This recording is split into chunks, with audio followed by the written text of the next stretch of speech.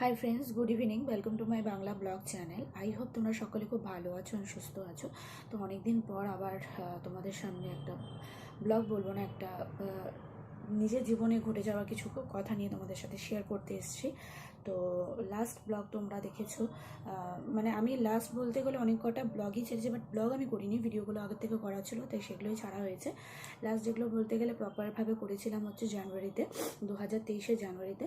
তখনই বিয়ের একটা দুটো ভিডিও তোমরা দেখেছো, তারপর আর দেখতে পাওনি। সেগুলো ভিডিও করা ছিল, বাট সেগুলো আর এডিটিং পোস্টিং কিছুই করা হয়নি। তারপরে তোমরা ব্লগ সেটা ছাড়তে ছাড়তে পোস্ট করতে করতে আমার 6-7 মাস প্রায় লেগে গেছিলো সেটা পোস্ট করতে।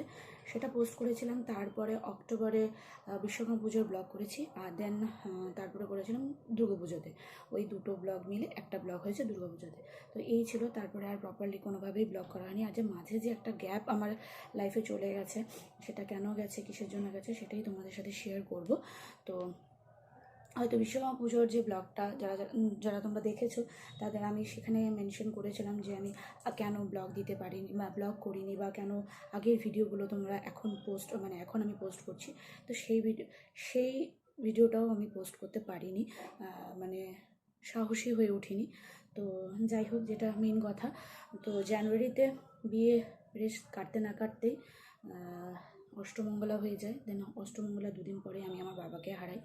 তো এটা হঠাৎই হয়ে যায় আমাদের লাইফে, মানে আমার বাবা আগের থেকে অসুস্থ ছিল বা কিছু, তো হঠাৎই আমাদের লাইফে একটা বড় ইনসিডেন্স ঘটে যায়, মানে একটা বড় লস হয়ে যায়। সেই লসটা কেউ কখনো পূরণ করে দিতে পারবে না, বা খালি জায়গাটা কেউ ভর্তি করে দিতে পারবে। তো যেমনটা বলছিলাম যে এত বড় লস হয়ে গেছে যেটা কখনোই কেউ পূরণ করতে পারবে না। কেউ 1000 কোটি টাকা দিলেও সেটা পূরণ হবে না, ঘাটতিটা কেউ মেটাতে পারবে না। তো যাদের যায়, যাদের মানে যারা হারায় তারাই বোঝে যে কতটা কষ্টের হয়। তো আমার আর আমার মায়ের লাইফে তো পুরো একদম অনেকটাই মানে চেঞ্জেস বলবো কি, অনেকটাই ঘাটতি হয়ে গেছে। আমরা কখনো কল্পনাই করতে পারিনি যে এত তাড়াতাড়ি আমি আমার বাবাকে হারিয়ে ফেলবো।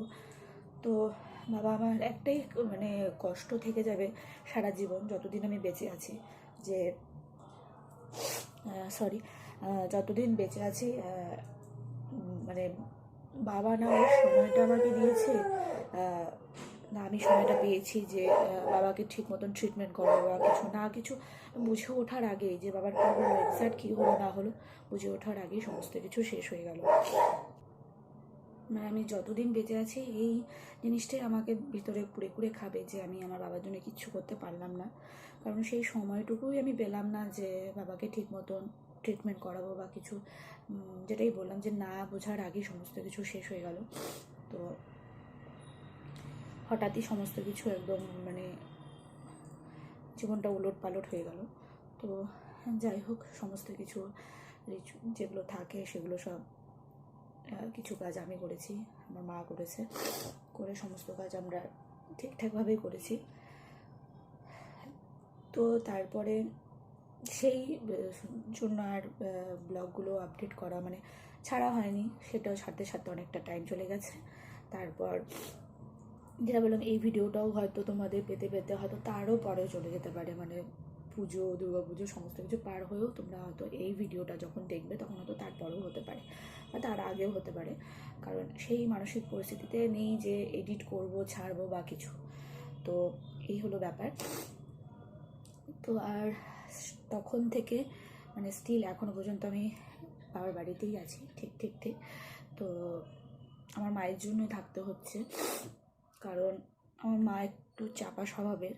যে সবাই হয়তো ভাবতে পারো যে না, সবাই তো থাকে, মানে বাবা মা ছেড়ে শ্বশুর যখন বিয়ে হয়ে যায় তখন শ্বশুরবাড়িতে যেত, বা বাবা থাকুক কারো মা থাকুক সে একাই থাকে, সেটাতে কোনো প্রবলেম হয় না। বাট আমি আমার বাবা মার একমাত্র সন্তান, আর কোনো ভাই বা বোন নেই। যদি থাকতো তাহলে আমি নিশ্চিন্ত মনে শ্বশুরবাড়িতে স্টে করতে পারতাম, বাট এখানে একমাত্র আমি আমার মায়ের জন্যই থাকছি। কারণ আমার মা হচ্ছে একটু চাপা স্বভাবের, কোনো কিছু হলে ফট করে বলতে চায় না।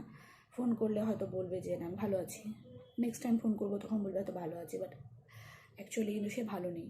এইটা আমি রিজেন্ট একদম হাতে নাতে পেয়েছি যখন আমি মানে সমস্ত কিছু মিটে যাওয়ার পরে কাজে গেছি, অফিসে গেছি, একদিন ফোন করেছিলাম দুপুরবেলা, তখন বলছিল একটু মাথা ঘোরাচ্ছে, শরীরটা ভালো না। ঠিক আছে, খাওয়া দাওয়া করছো? হ্যাঁ। শুয়ে আছেন? ঠিক আছে, শুয়ে থাকলে হয়তো ঠিক হয়ে যাবে। দেন আবার ছুটির আগে আগে মানে সন্ধ্যার বিকালের পরে মানে সন্ধ্যার আগে আবার ফোন করে এসে তখনও সেম কথাই বললো, মানে তখন সেম কথা না, তখন বললো যে না আমি ঠিক আছি, সুস্থ আছি। তার কিছুক্ষণ 1-1.5 ঘন্টা পরে তো আমি বাড়ি যখন চলে আসি তখন দেখি আমার মা শুয়ে আছে। মাকে জিজ্ঞেস করাতে মা বললো যে না এখনও কমেনি। তাহলে মা আমাকে যখন সেকেন্ড টাইম কল করেছিলাম তখন তার মানে মিথ্যে কথা বলেছে। তো তারপরে সঙ্গে সঙ্গে তড়িঘড়ি গৌতম আবার নিয়ে গেল দোকানে, ওষুধের দোকানে। ওখানে দেখালো, বলে প্রেশারটা লো আছে। তো এই যে চিন্তা, হয়তো আমি শ্বশুরবাড়িতে থাকলে সারাক্ষণই একটা মাথার মধ্যে আমার টেনশন থাকতো, ফট করে আসা যেত না, ফট করেই করা যেত না।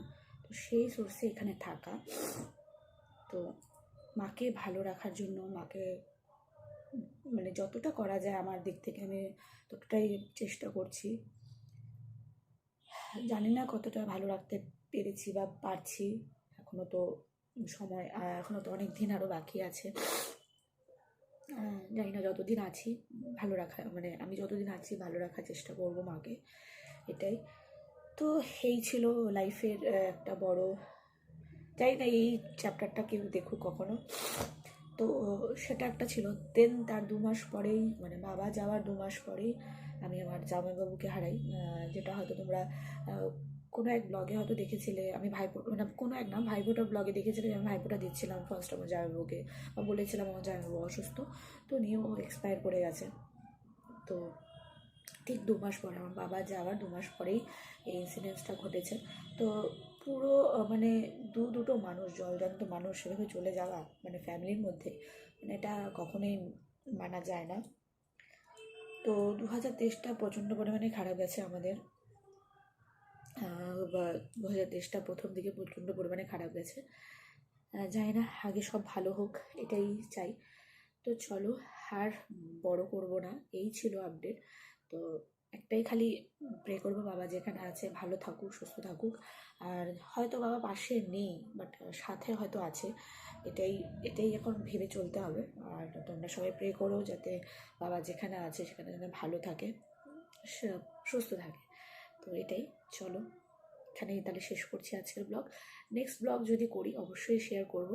আর যেরকমটা তোমাদের বললাম যে পুজোর ব্লগগুলো হয়তো এর আগেই চলে যেতে পারে বা এটা পরে আসতে পারে, জানি না এখনও কী হবে। যদি এটা আগে যায় তাহলে তো ঠিক আছে, আর যদি এটা পরে যায় তাহলে তো আগে তোমরা ওই ব্লগগুলো দেখেই নেবে।